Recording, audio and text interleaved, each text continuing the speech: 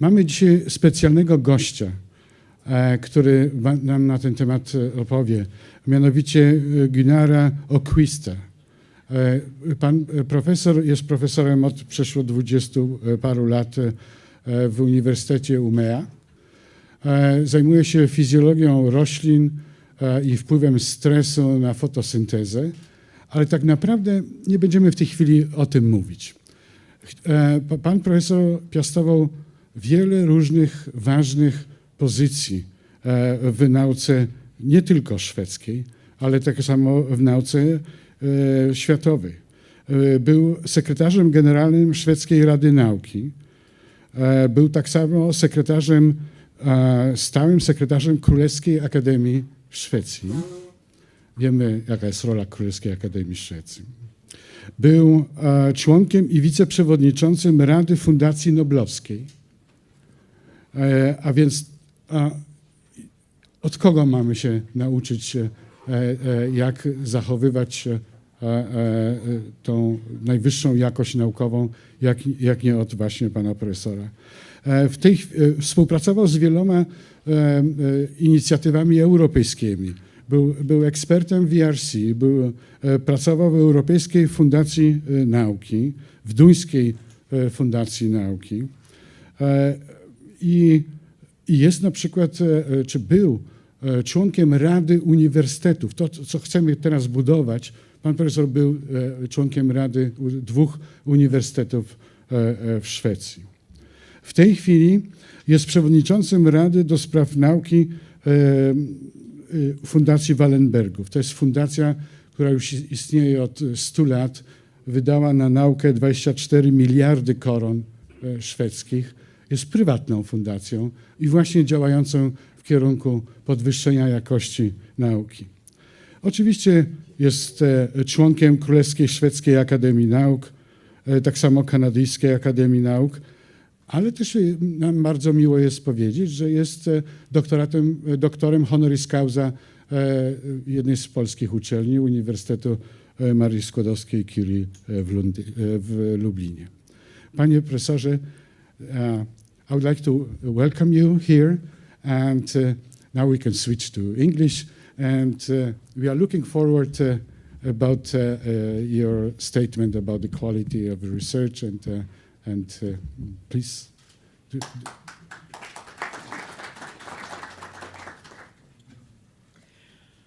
Well, thank you, Professor Żylicz, for the introduction, and good afternoon, everybody. Thank you for inviting me to this event.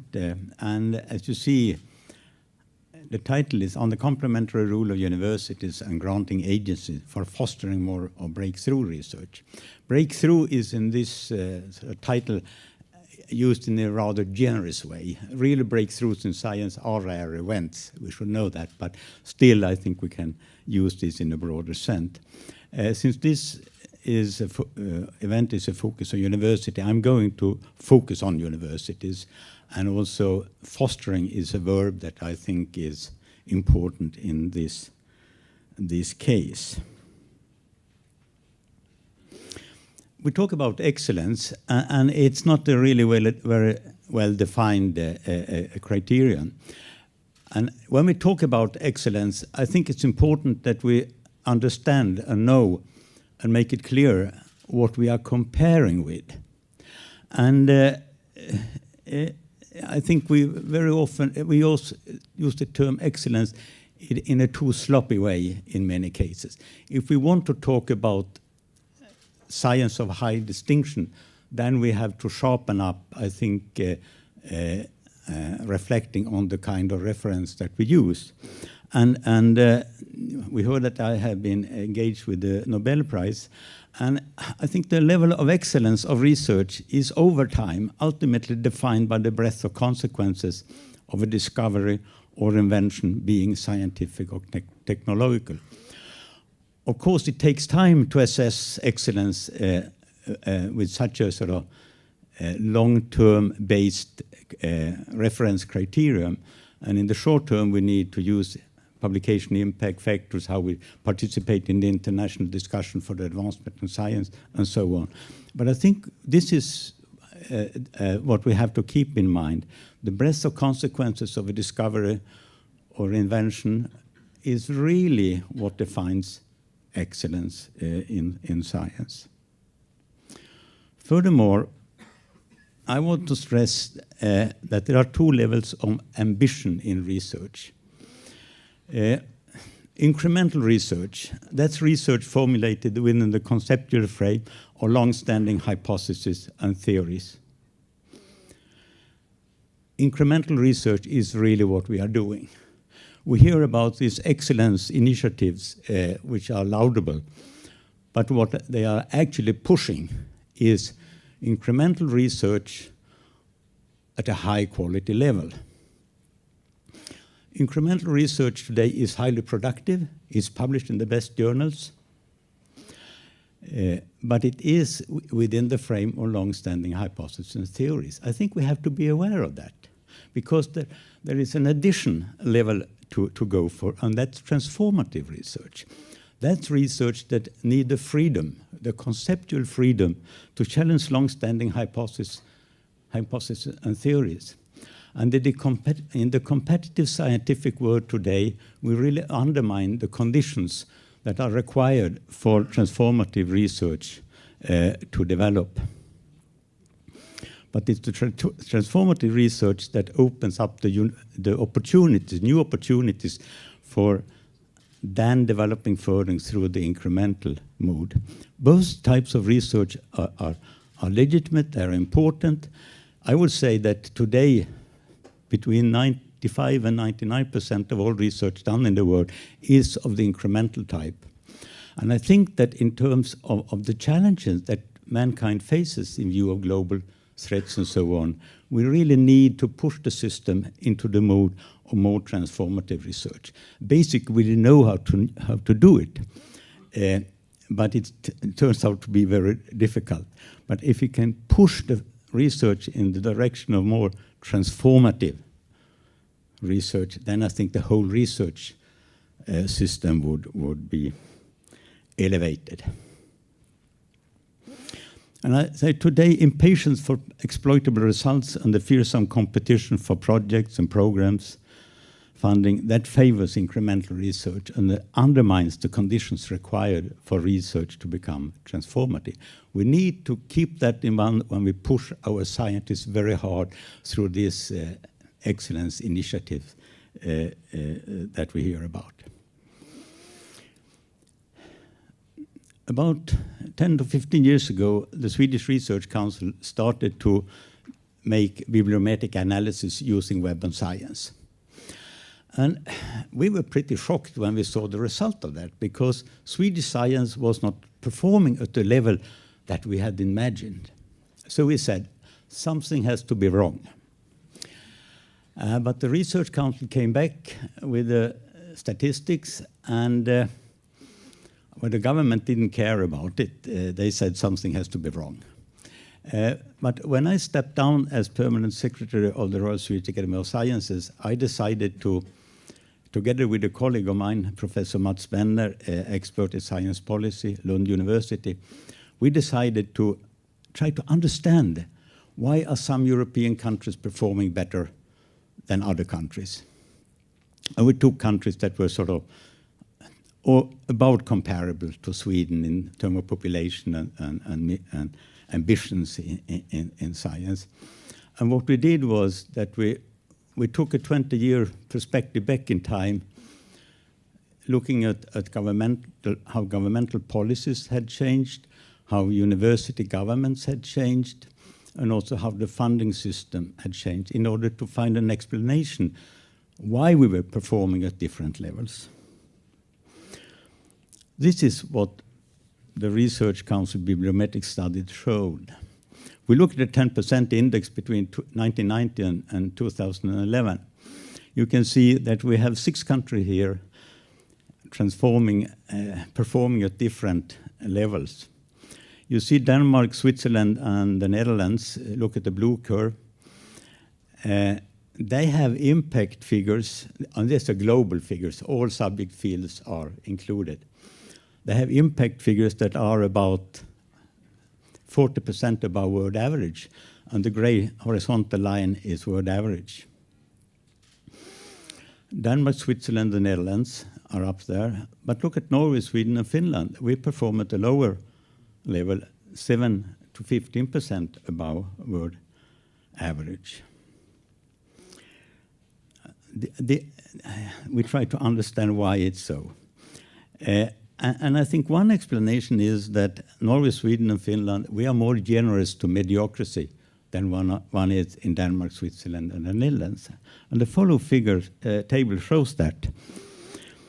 If we compare Switzerland and Sweden, for example, we are present in Sweden 190 subject fields, Switzerland in 181 according to Web of Science. If we look at top 10 index above 1.5, that means that more than 50% above world average. You can see that Switzerland still has 74 fields, subject fields performing at that level, whereas Sweden only has 30. But if you look at low performance here, top 10 index below 0.8, that's 20% or less below world average. You can see then Sweden is a winner over Switzerland. If we look at contribution to total national output in fields where top 10 index is above 1.5, 11% of what Swedish publishes is of that in that category, but Switzerland it's 40%. This makes a difference. So what we need, Sweden definitely have researchers and research groups that perform at the same level as the best scientists in Switzerland. That's not the problem. The problem is that if we want Sweden, Norway, and Finland to raise their international impact, we need to lift this, what I call the mediocre mass. Still good science, but it's not at the top. We can look at the frequency distribution when it comes to top 10 index for universities and other research organizations. And there you can see that as expected,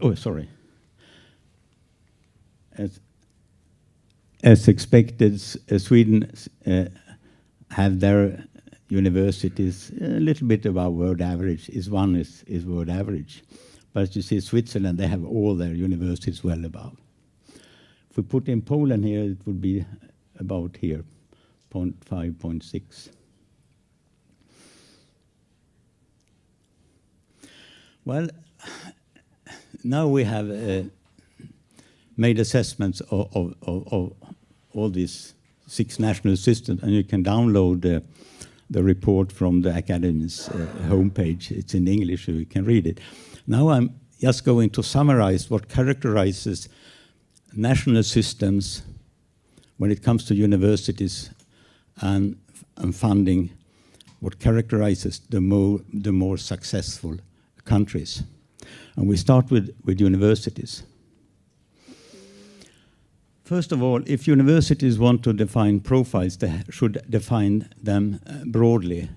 And I think it's also fair to say that not all universities need to be comprehensive. You can search profiles, but you need to define them broadly so you can include marginal areas of the areas where you focus, because it's in the marginal areas that the strength for renewal often comes in. Then what stands out in top European universities that we have been looking at in these countries is a strong academic leadership. And it's a leadership with focus on academic excellence in establishing creative environments. And environments, that's what they are actually going to talk about today. There are strategies for this. You need to have full control of recruitment, and it has to be high on the agenda for the leadership. They need to emphasize mobility, and also when they recruit at all levels, it's open international recruitments that has to be in place. So your national candidates have to compete with the best on the international scene. You need to provide good career opportunities, and you need to install tenure tracks models so young people's system know the system and they know what to be expected from them. when you recruit, you have to provide good startup funding upon recruitment. If you don't do that, you won't get the best people.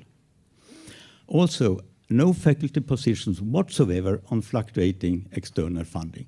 This is a route that Sweden has taken, and I can tell you now it's not at all something to be recommended. Also, what a leadership should do, one should review regularly and prioritize towards excellence.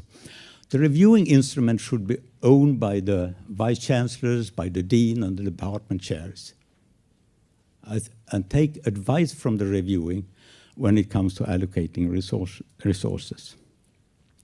It's also quite clear that universities that can provide long-term core funding and allow more risk-taking, they are more successful than universities that cannot give long-term core funding. And then core funding, external funding should be at least 3-2. This is a controversial figure, of course. I can tell you the leading scientific community in Sweden, they don't like this. And the reason is that they have good funding from external sources, and they don't trust the university leadership to handle more money, and they don't trust the leadership to, in terms of distributing the money along quality criteria. But I think we have to be aware of, and that's a very selfish view from the scientist. I think if you really want to excel, you need to have, you cannot only trust on the quality dimension that external funding provides. You also need to have a push from a quality dimension that the university can provide through recruitment and long-term core funding. You need both those aspects in place. Quickly, funding agencies, they are complementary to university. If they want to foster excellence, they have be as long-term as possible, and they have to have clear complementary mission. Free research, strategic research, innovation. There's a tendency to merge this among granting agencies, and I think that's totally wrong. It's better that scientists can apply for the money at these specialized sources, and then the money meets in the environment where they can stimulate creativity among the members of the environment. When you define programs, when they are strategic, formulated top-down, you have to formulate them broadly so you don't exclude the marginal subject fields. And never let relevance outcompete scientific quality. You can do that in a national laboratory, but if you do it in a university, that means that you suddenly accept research that is good enough, and that's deteriorating for the university. Center of excellence should be integrated in the profiles of universities, and then support individuals with novel ideas, high risk, but great reward. Public funding organizations have difficulties to deal with this. They are project-oriented, but private foundation, they go now into supporting individuals rather than projects, and I think that's a very good sign in our time. Talk about environments. Did you know that a Nobel laureate has on average had 7.4 other Nobel laureates as colleagues during a career? And on average, a Nobel laureate has worked in 4.6 environments before reaching the Nobel Prize. This really emphasizes that environment seem to be contagious, and that mobility is a very important aspect when it comes to develop the creative mind of an individual. There have been lots of studies made in order to sort of pin down what's the secrets behind that some environments repeatedly produce Nobel laureates. And Hollingworth has looked into this, and he has been looked into the Nobel Prize in chemistry, physiology, or medicine. And he lists 5 points here. One is scientific diversity. You need to bring together interacting subdisciplines. You need to bring together very qualified individuals in these different subdisciplines. You need to bring together theoreticians and experimentalists when relevant. And you need to provide the best state-of-the-art technology that is available.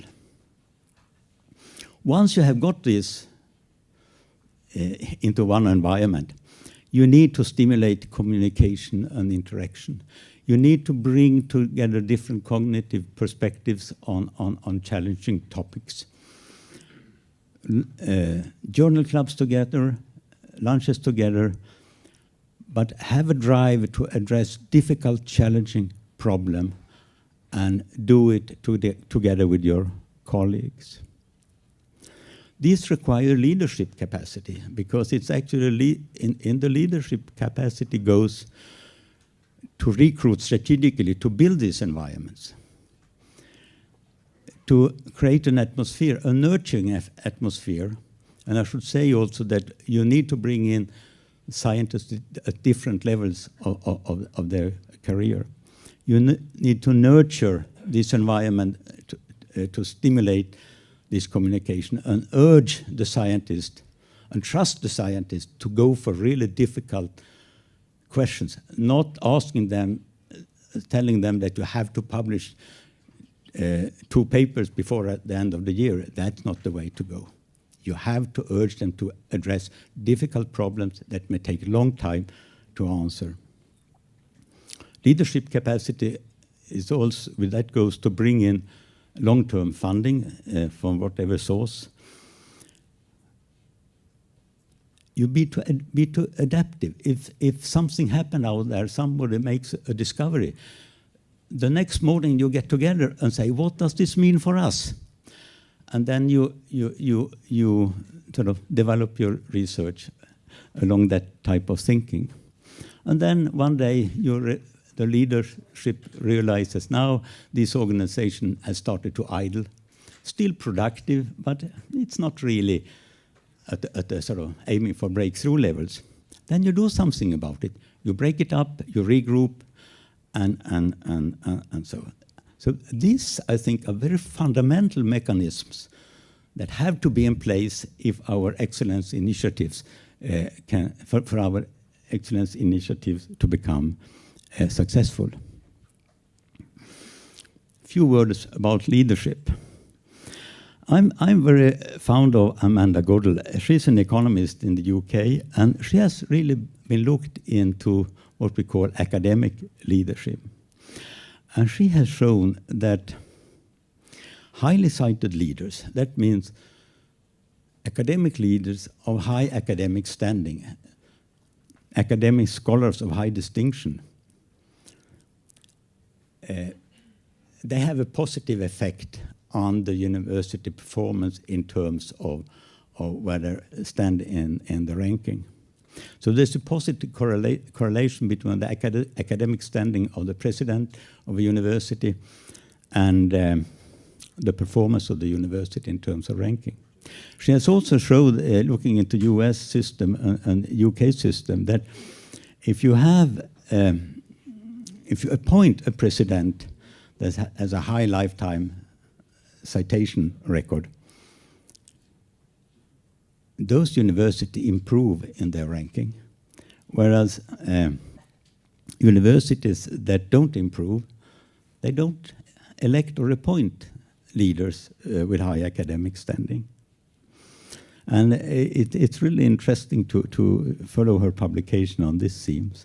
She has also been looking at department chairs, and she has showed that incoming department chairs that have high citation rates, they manage to increase the performance of the department up to a certain level, which is about 9,000 citations. So the scholarly standing of academic leaders is important to consider if you want to develop your system.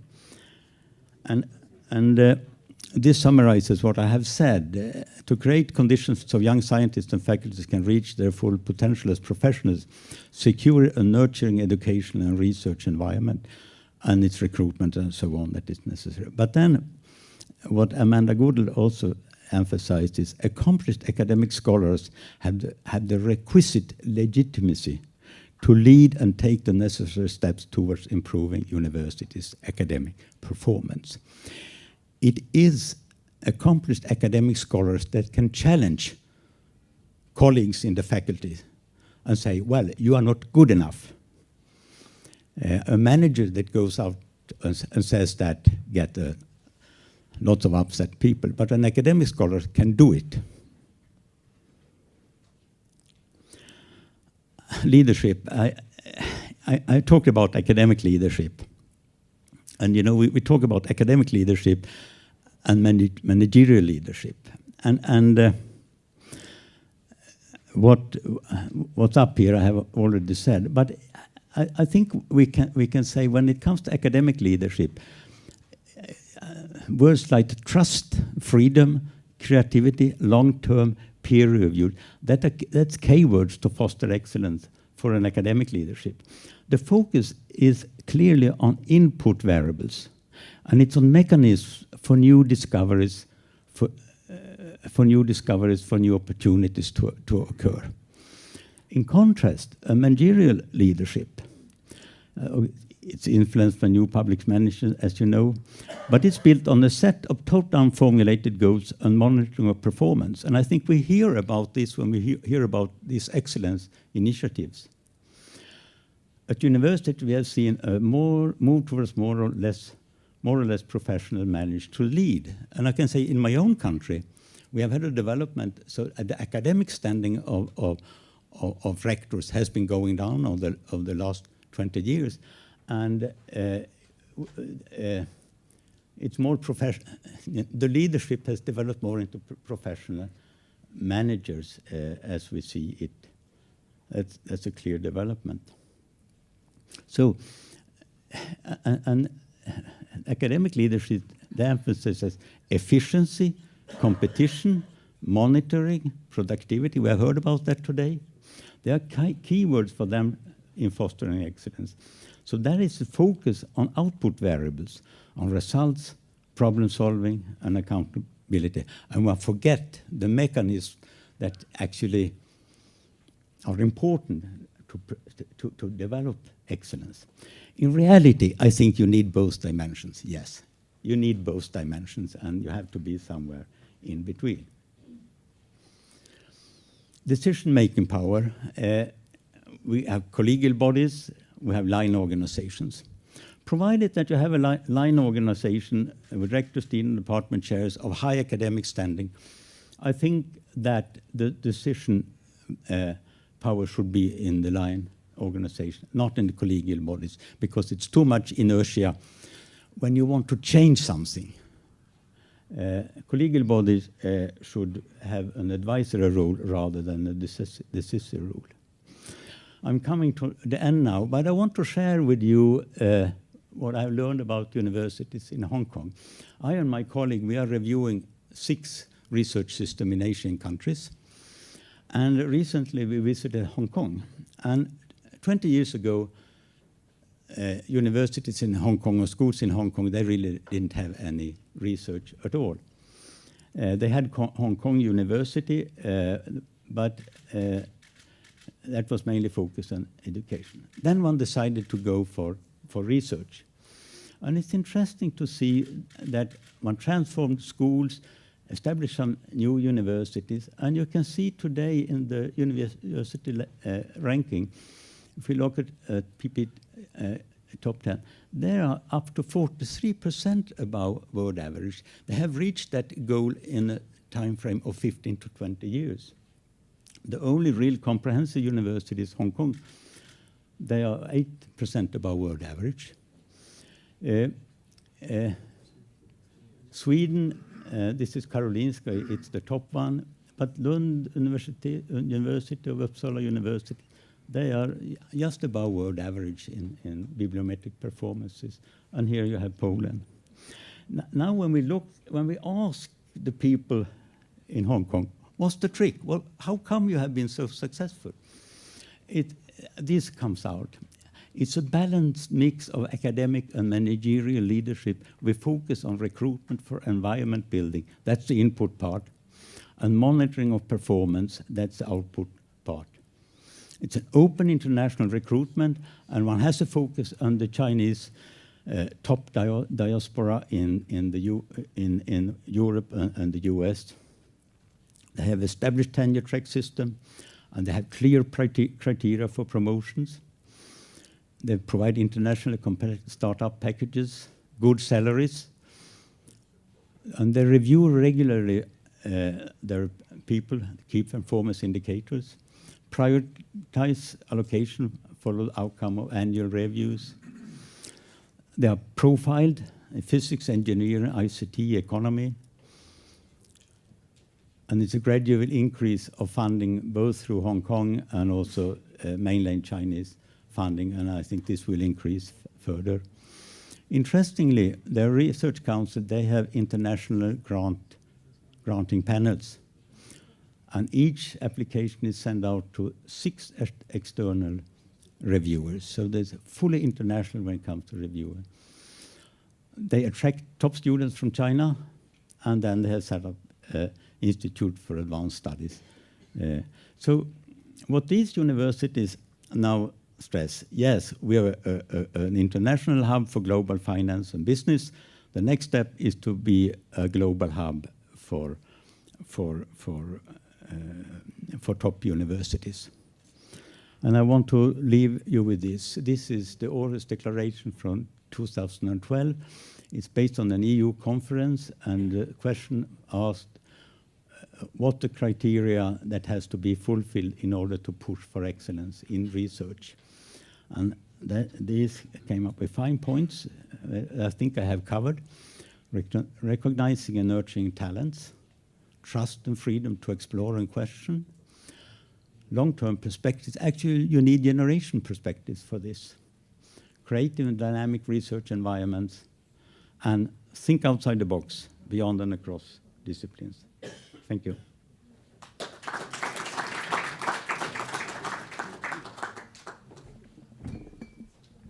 Thank you very much, Professor Öquist.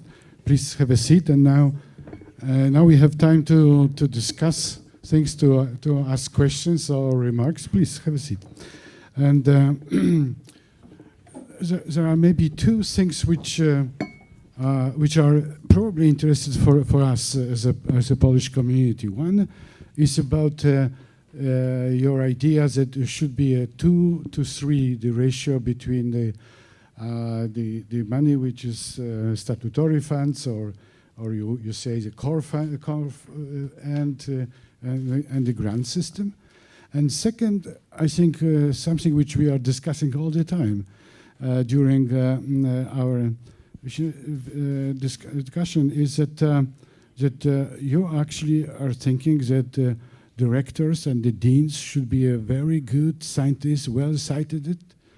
And I am discussing with rectors of several universities, and they told me, well, why to waste time for such a very productive scientist?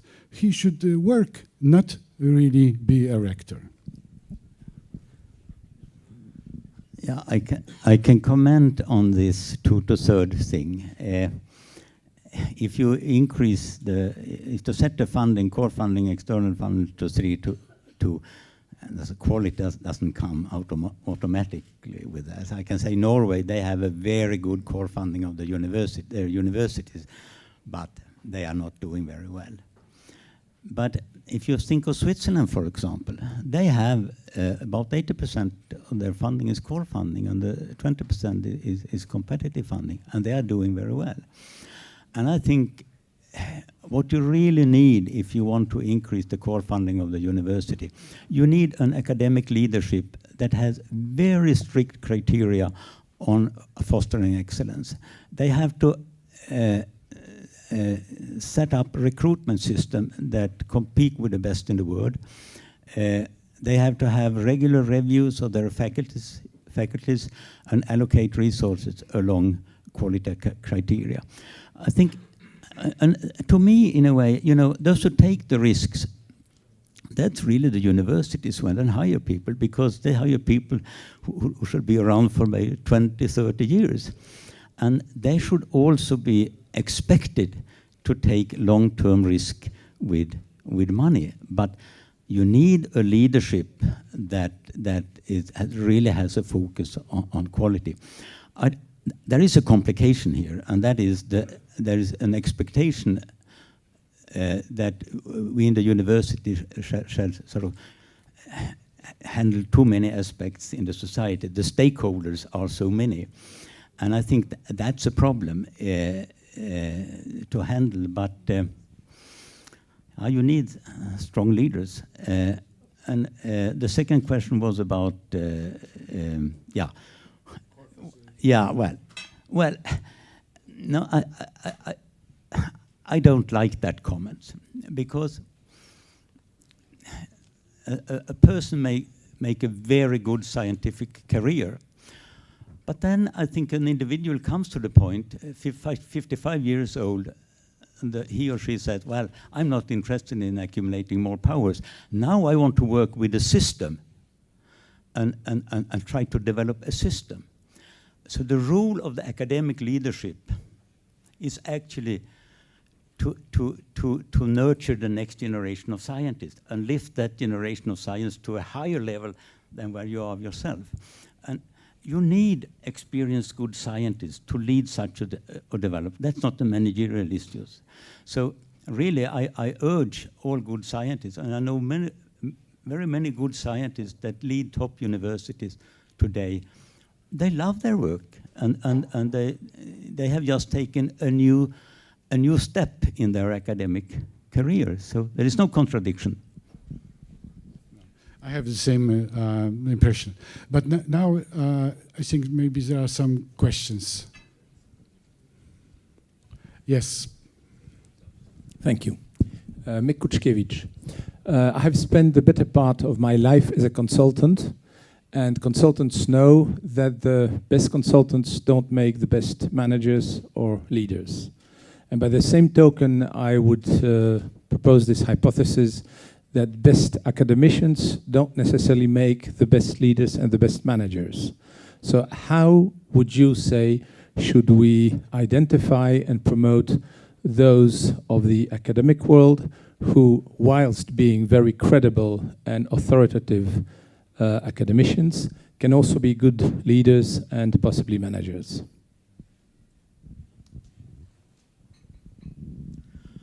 Yeah, of course, that's not easy. But if you recognize a person that has built up a strong research environment as a department chair, for example, maybe as a dean developed a good development of a faculty, there you have a potentially very strong president for a university. So I think you need to go for these sort of department chairs that really on the floor has shown that they can recruit people, they can assemble people, they can get people to work on difficult, challenging problems and make progress. There you have the candidates to take on a leadership at a higher level. That's the only answer I can give, because they are out there. They are out there, and if you talk to them and say, it's the time for you to take on a broader role for science now, many of them are tempted to do it. But they won't do it if they don't get enough resources so they really can develop the system. If they won't take a presidency for a university just to administrate that something that sort of is full of inertia and no extra funding or so.